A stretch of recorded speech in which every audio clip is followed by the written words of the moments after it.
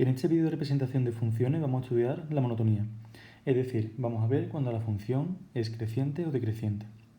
Para ello lo primero que vamos a ver es la interpretación geométrica. Como podemos observar, una función es creciente cuando su gráfica se eleva conforme nos movemos en el sentido natural, de izquierda a derecha.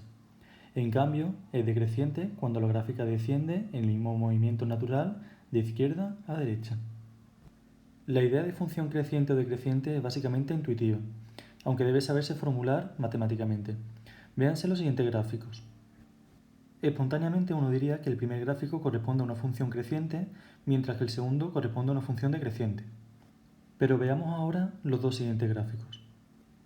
En este ejemplo, uno puede todavía diferenciar entre qué gráfica representa una función creciente y cuál una decreciente. Sin embargo, uno puede preguntarse también qué ocurre en los tramos planos, o de pendiente nula. Cada una de las cuatro situaciones expuestas anteriormente son aparentemente distintas, y por ello deben definirse correctamente. Para ello vamos a utilizar el lenguaje matemático. Una función es estrictamente creciente en un punto cualquiera que vamos a llamar A cuando se cumple la siguiente propiedad. Esa propiedad que podemos ver en la pantalla se lee de la siguiente forma. La función f es estrictamente creciente en A si y solo si existe un entorno de A tal que para cualquier x que pertenezca a ese entorno se cumple que si x es estrictamente mayor que A, entonces f de x es estrictamente mayor que f de A. Y que si x es estrictamente menor que A, entonces f de x es estrictamente menor que f de A. Claramente, la idea de crecimiento estricto es muchísimo más sencilla que la definición formal que acabamos de dar.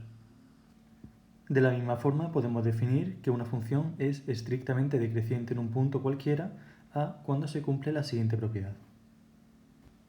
Estas dos situaciones expuestas hasta el momento son claramente las opciones más restrictivas. En los gráficos iniciales se ha visto sin embargo algún otro caso. Como podemos ver en la gráfica, la función en ningún momento decrece, aunque tampoco es estrictamente creciente, pues existe un intervalo, el trozo de pendiente nula, que no cumple la definición. Vamos a ver por tanto la definición de función creciente. Una función es creciente en un punto cualquiera A cuando se cumple la siguiente propiedad. Como podemos observar, el símbolo igual da una versión menos restrictiva de lo que exigíamos a una función para ser estrictamente creciente. Y de la misma forma obtenemos la definición de función decreciente. Por tanto, esos trozos de pendiente nula, conocidos como constantes, son a la vez crecientes y decrecientes. Como podemos observar, tenemos cuatro definiciones teóricas, las cuales nos han servido para establecer el concepto de monotonía. Por suerte, existe una manera abreviada y práctica, la cual será la que vamos a utilizar utilizando el concepto de derivada, la cual está relacionada con la pendiente de la recta tangente.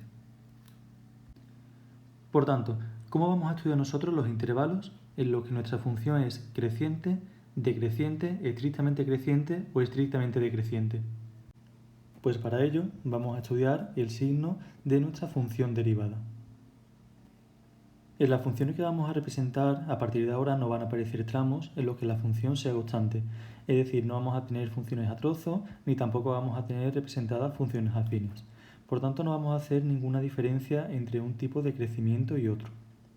A partir de ahora, cuando hablemos de crecimiento y decrecimiento, nos estaremos refiriendo al crecimiento y decrecimiento estricto.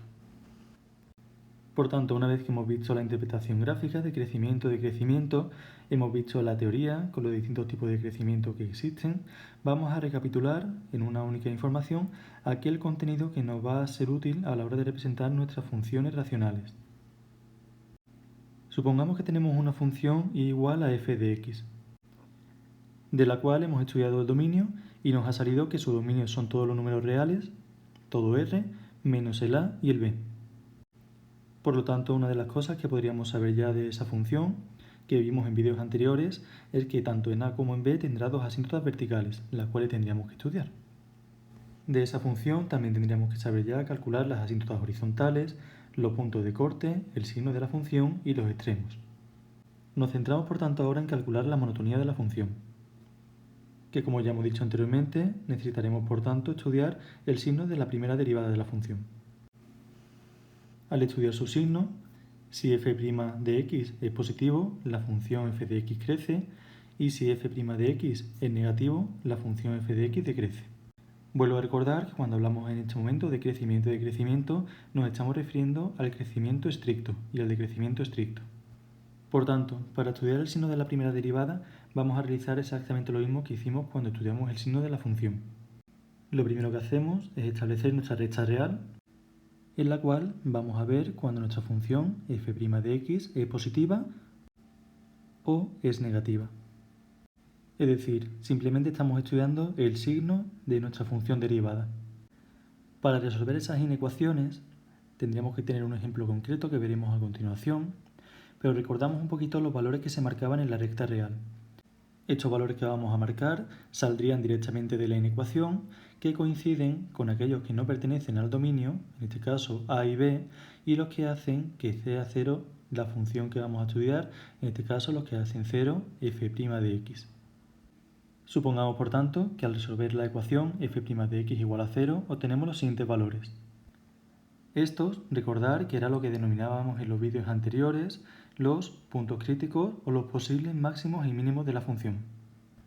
Y una vez calculados los situamos en la recta real, tanto ellos como lo que hemos dicho anteriormente, los que habíamos quitado del dominio, en los cuales había asíntotas verticales.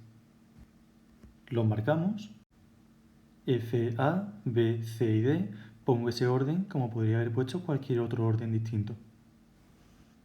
Y estudio a continuación el signo de la función derivada en cada uno de los intervalos en los que me ha quedado dividida la recta real. Supongamos que en cada uno de los intervalos me salen los siguientes signos. Estos signos los hemos puesto de manera aleatoria para ver cómo se interpreta.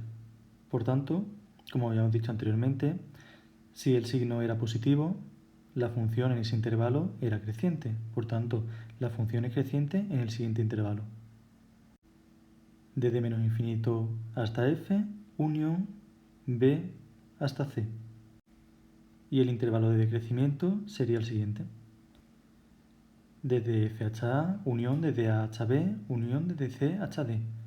Si nos fijamos, en los intervalos que hemos puesto todos los puntos son abiertos, todos aparecen con paréntesis, ya que son puntos en los cuales la función no existe al haber una asíntota vertical, como es el caso de a y b, o son los puntos críticos en los cuales la función derivada es igual a 0. Por tanto, una vez que hemos visto los intervalos de crecimiento y decrecimiento, esto se puede interpretar de la siguiente forma.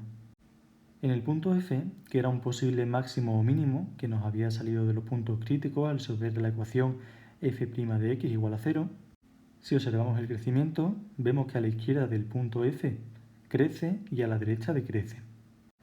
Es decir, en el punto f lo que debe haber es un máximo relativo. Nosotros no vamos a calcular los máximos relativos de esta forma, recordamos, como vimos en el vídeo anterior, que lo que hacíamos era calcular la segunda derivada y ver cuando era positiva o negativa. Pero lo que sí podemos hacer es comprobar con este estudio que lo que hemos obtenido y lo que obtuvimos cuando calculamos los extremos es coherente. En el punto A lo que teníamos nosotros era una asíntota vertical.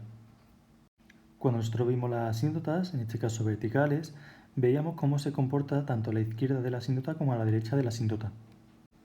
Mirando ahora los resultados que nos da el crecimiento, podemos observar que a la izquierda decrece, por tanto eso significa que se tiene que ir hacia menos infinito.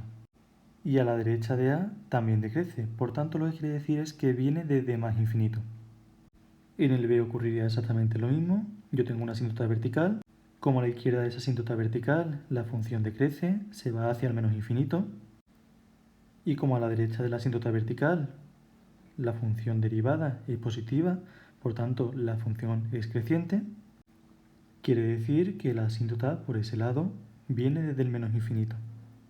Nos fijamos ahora en el punto C, a la izquierda del punto C crece, a la derecha decrece, por tanto eso quiere decir que en el punto C nos ha debido salir, cuando estudiamos los extremos, cuando estudiamos los máximos y los mínimos, un máximo relativo. Si nos fijamos ahora en el punto D, a la izquierda de él decrece, a la derecha también decrece, por tanto ahí lo que tenemos es un punto de inflexión.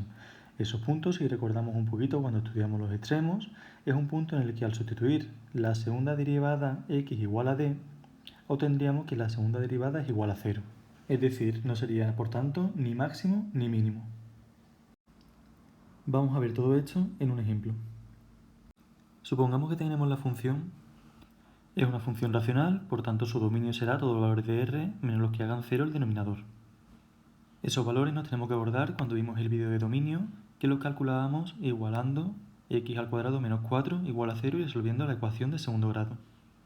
A continuación pasaríamos a calcular los puntos de corte con los ejes, las asíntotas tanto verticales como horizontales, el signo y los extremos, máximos y mínimos. Vamos a calcular de esta función los extremos, que nos dará una visión muy buena de lo que obtengamos después a continuación en la monotonía. Debemos recordar que para calcular los extremos de la función, calculábamos la función derivada y la igualábamos a 0. Como podemos observar, al realizar la derivada de una función racional, el denominador me queda elevado al cuadrado. Ese elevado al cuadrado no lo vamos a realizar, no vamos a realizar la operación, no lo vamos a desarrollar, ya que cuando lo igualemos a 0 se nos va a ir. Hemos calculado, por tanto, la derivada de nuestra función, la cual vamos a eliminar el desarrollo y vamos a conservar el resultado final. Una vez que tenemos ya la función derivada, la igualamos a 0 y resolvemos la ecuación resultante. En esa ecuación, como hemos dicho, el término que se encuentra en el denominador de la primera fracción, x al cuadrado menos 4, todo elevado a 2, al pasarlo multiplicando hacia la derecha, se elimina. Tenemos que tener cuidado porque estamos resolviendo una ecuación racional. Ese denominador que hemos eliminado nos impediría que las soluciones finales de nuestra ecuación fueran menos 2 y 2, que son los valores que en un principio hemos quitado del dominio de nuestra función. Resolvemos, por tanto, esta ecuación de grado 4, que lo primero que tenemos que hacer es sacar factor común x elevado a 2. Para seguir factorizando ese polinomio de grado 2 que nos ha quedado dentro del paréntesis, realizamos la siguiente ecuación. Por tanto, nuestra factorización final quedaría de la siguiente forma y sus soluciones serían las siguientes. Esas soluciones son las que llamamos puntos críticos, que eran los posibles máximos o mínimos de la función. Repito, esas tres soluciones que nos ha dado ahí, x sub 1 igual a 0, x sub 2 igual a más raíz de 12 y x sub 3 igual a menos raíz de 12, son los posibles máximos y mínimos, es decir, son los puntos críticos.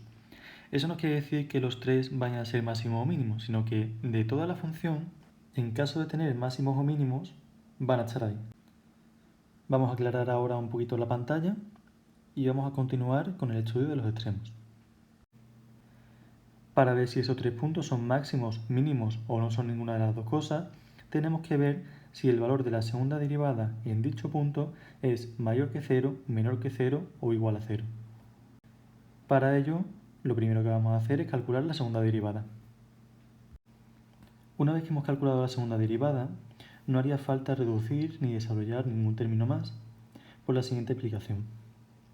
Lo que queremos ver es si la segunda derivada, cuando la x vale 0, es positiva, negativa o es 0, cuando la x vale más raíz de 12, a ver cómo es la segunda derivada, si es positiva, negativa o es 0, y también queremos ver pues cuando la x vale menos raíz de 12, esa segunda derivada cómo es, si positiva, negativa o igual a 0.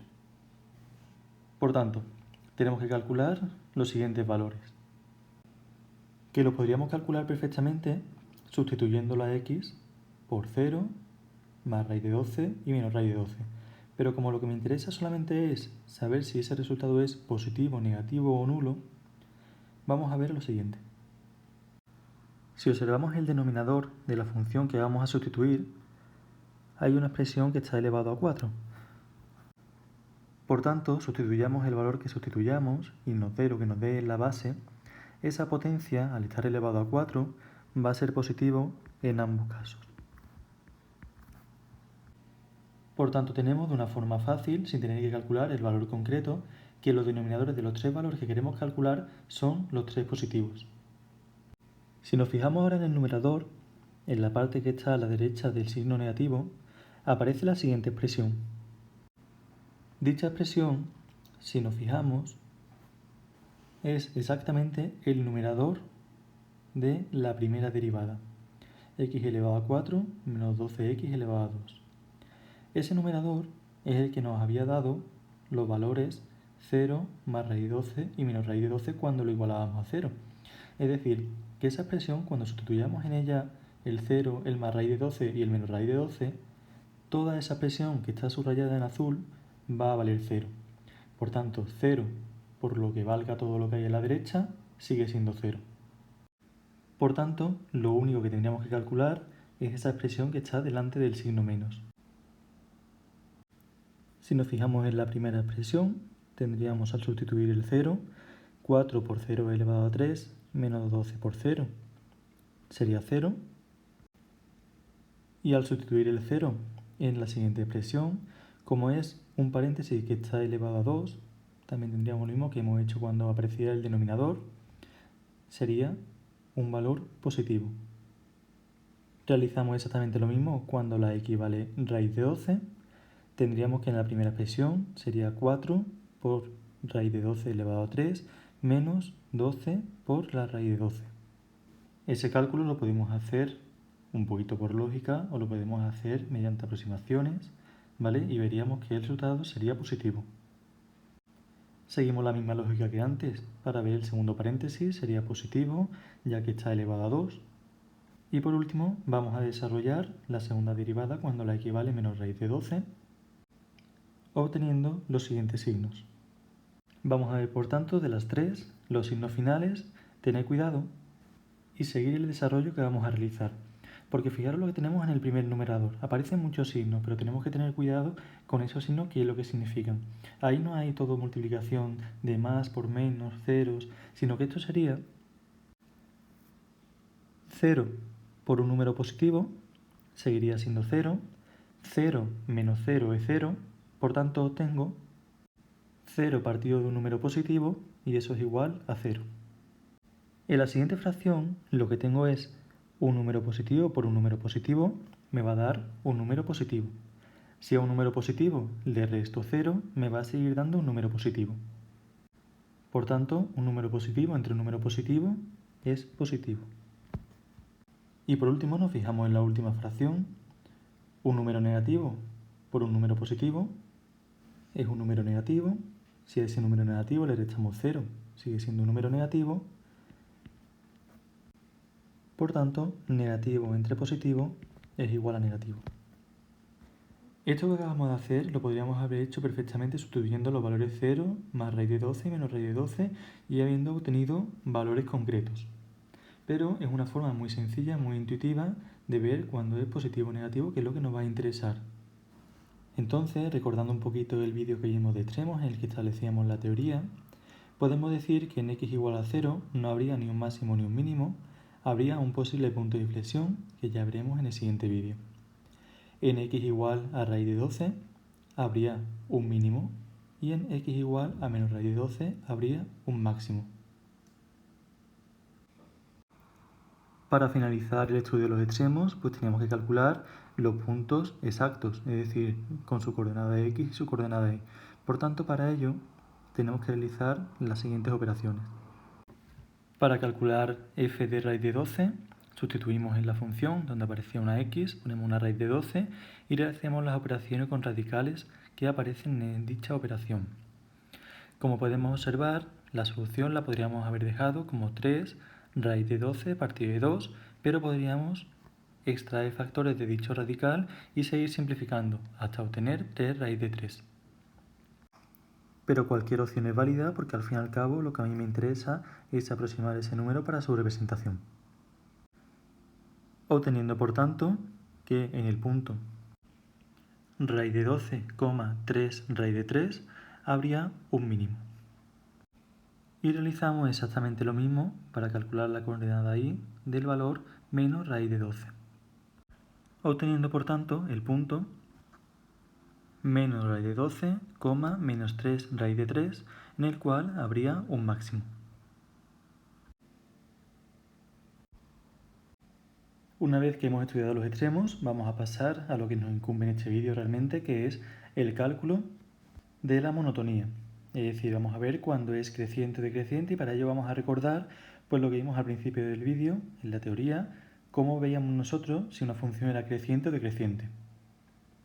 Y lo que hacíamos era estudiar el signo de la primera derivada. Para ello marcamos la recta real y lo que hacíamos era resolver las siguientes inecuaciones, que las vamos a resolver en la misma recta. Esas inecuaciones las podríamos poner de una forma factorizada, es decir, separando los factores, para ver más claro después la recta real los valores que vamos a marcar. Pero esos valores tienen que coincidir con los que hemos quitado del dominio y los que nos ha dado 0 la función derivada. Es decir, los valores que nosotros vamos a marcar van a ser el menos 2, el 2, el 0, raíz de 12 y menos raíz de 12. Pero como os comentamos, lo podemos sacar tanto de la inecuación como de los valores que hemos ido teniendo hasta llegar a este punto. Como podemos observar, de las inecuaciones del numerador sacaríamos el 0, menos raíz de 12, más raíz de 12, y del denominador sacaríamos el menos 2 y el más 2, que son exactamente los mismos puntos que habíamos sacado de los que no pertenecen al dominio y los que hacen que sea 0 la primera derivada. Tienen que coincidir. Por tanto, vamos a resolver ambas inecuaciones en la misma recta real, es decir, vamos a ver el signo de la función derivada. Pero claro, nosotros nos tenemos que ir buscando las herramientas para que este procedimiento no nos resulte muy pesado. Es decir, si nosotros nos fijamos en la inecuación, una vez que ya hemos marcado los valores en la derecha real, que lo hemos podido sacar de las dos formas que hemos comentado, esas dos inecuaciones que están factorizadas realmente no nos van a interesar del todo. La podemos con el denominador sin factorizar, porque ahora cuando veamos los valores que vamos a coger en cada uno de los intervalos, vamos a ver que ese denominador, al estar elevado a 2, siempre va a ser positivo. Por tanto, nos ahorramos un montón de cuentas. Sustituimos, por ejemplo, ahora un valor que esté a la izquierda del menos raíz de 12, un valor que sea muy bajito, por ejemplo, el menos 100.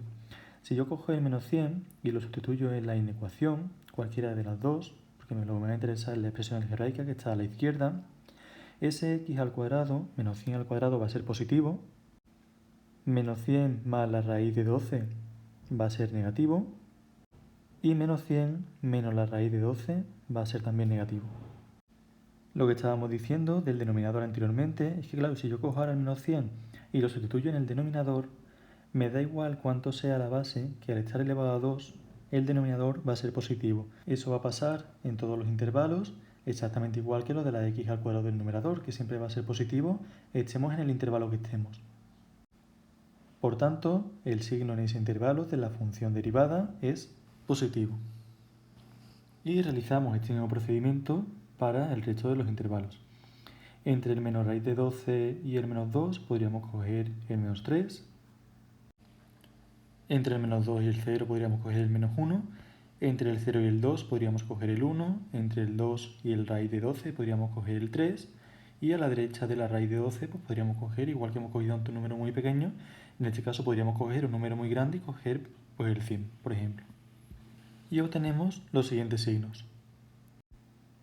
Por tanto, como podemos observar, desde menos infinito hasta menos raíz de 12, la función sería creciente, y desde menos raíz de 12 hasta menos 2, la función sería decreciente. Por tanto, como podemos observar, en el punto x igual a menos raíz de 12, habría un máximo, lo cual corresponde, podemos confirmarlo con el cálculo que habíamos hecho anteriormente en la parte de los extremos. A continuación, en x igual a menos 2, hay una asíntota vertical y el estudio de la monotonía nos podría permitir ver cómo se acerca la función a esa asíntota por ambos lados. Como podemos observar, a la izquierda de la asíntota la función es decreciente, por tanto, la función se va a menos infinito, y como a la derecha de la asíntota la función también es decreciente, la asíntota viene desde más infinito.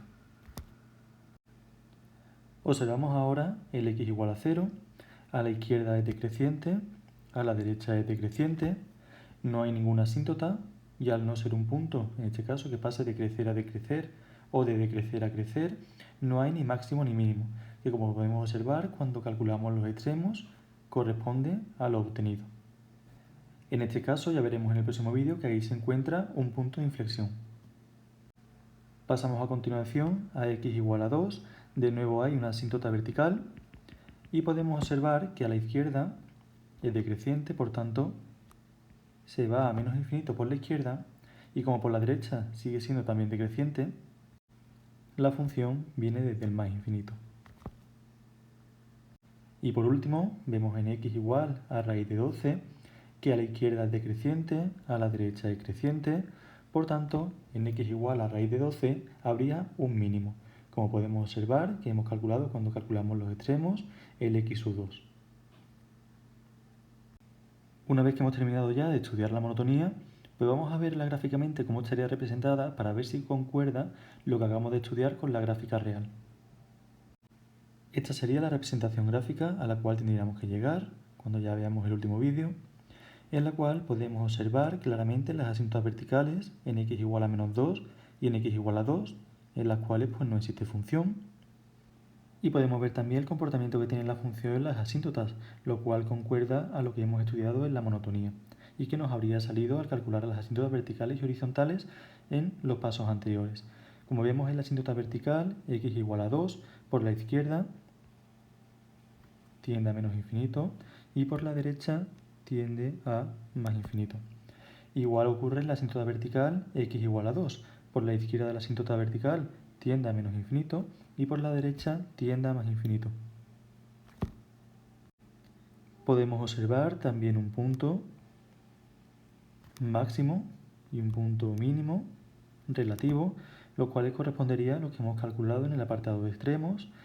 En este caso, el punto menos raíz de 12, menos 3 raíz de 3, donde la función podemos observar que pasa de crecer a decrecer, y podemos encontrar el otro punto, que sería el raíz de 12, 3 raíz de 3, el cual, como hemos dicho, es un mínimo relativo, en el cual pasa la función de decrecer a crecer. Incluso ambos los podríamos corroborar cuando hemos estudiado la monotonía, pasando la función, como hemos dicho en este caso, del mínimo relativo de decrecer a crecer. Y también observamos por ahí el punto 0, 0, el cual lo hemos estudiado como punto crítico, que no es ni un máximo ni un mínimo, y que ya veremos en el apartado siguiente, que se trataría de un punto de inflexión. Por tanto, con la gráfica ya dibujada, pues vamos a corroborar finalmente, ya para finalizar el ejercicio, los intervalos de crecimiento y decrecimiento. Como podemos observar, la rama de la función que sería creciente serían las siguientes, los cuales corresponden a los siguientes intervalos. Hacemos lo mismo para los intervalos en los que la función es decreciente, los cuales corresponden a los siguientes intervalos.